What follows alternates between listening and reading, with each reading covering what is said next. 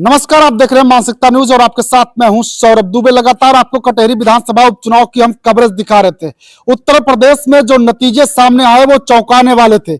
अखिलेश यादव लगातार दावे कर रहे थे कि जितना ही चुनाव लेट होगा उतना ही ज्यादा भारतीय जनता पार्टी का नुकसान होगा। वो लगातार कह रहे थे उतना ज्यादा वोटों से चुनाव हारेंगे, लेकिन जब नतीजे आए तो चौंकाने वाले थे।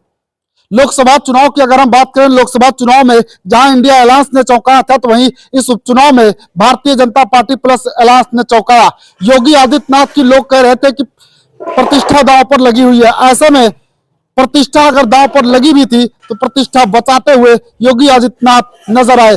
शिवपाल यादव को कटेहरी की जिम्मेदारी मिली हुई थी, लेकिन कटेहरी की सीट शिवपाल यादव जिता नहीं पाए, ना ही लालजी वर्मा जो कि समाजवादी पार्टी इंडिया अलायंस के प्रत्याशी थे लोकसभा चुनाव में, अपनी पत्नी को चुनाव नहीं जितवा पाए।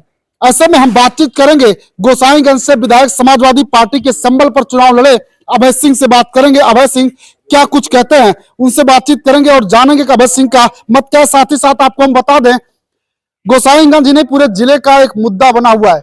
जो बैटरी रिक्शा चालक है काफी ज्यादा परेशान है। उनकी समस्या है कि जिले में गाड़ी चलने नहीं दी जा रही है। तो इस पर यहाँ के विधायक क्या कुछ कहते हैं, आइए इनसे बातचीत करते हैं। विधायक जी, समाजवादी पार्टी इस उपचुनाव में काफी पिछड़ती हुई नजर आई। सिर्फ 2 सीटों पर ही चुनाव जीती, जबकि अखिलेश यादव कह रहे थे चुनाव जितना ज्यादा खींचेंगे उतना ज्यादा हारेंगे।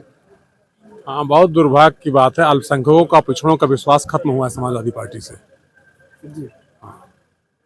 चुनाव हारने के पीछे के रीजन आप मानते हैं कि अल्पसंख्यकों का विश्वास खत्म हुआ?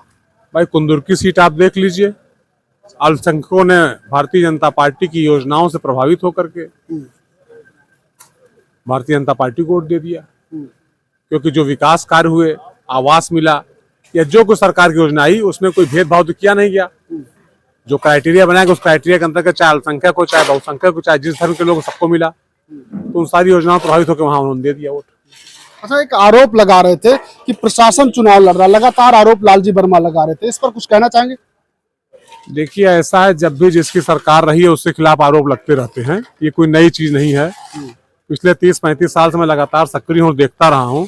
जब जिसकी सरकार रही है विपक्ष उसके खिलाफ आरोप लगाता ही है। तो नॉर्मल चीज है, कोई ऐसी बात नहीं है। विधायक जी, गोसाईगंज विधानसभा क्षेत्र के कई रिक्शा चालक ऐसे हैं जो मिलते हैं, बैटरी रिक्शा चालक लगातार कहते हैं कि हमें जिले में चलने नहीं दिया जा रहा।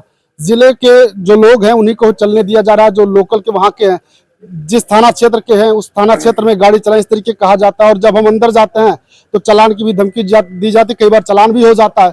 इतना चालान हो जाता है कि हम लोग भर नहीं पाते। देखिए, कोई भी देश नियम चलता है, प्रशासन नियम चलता है। तो चालान होता होगा तो वहां उनका परमिट नहीं होता होगा।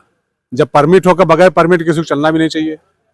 जिन रास्तों का परमिट खाली है उन रास्तों पर इनको परमिट लेना चाहिए।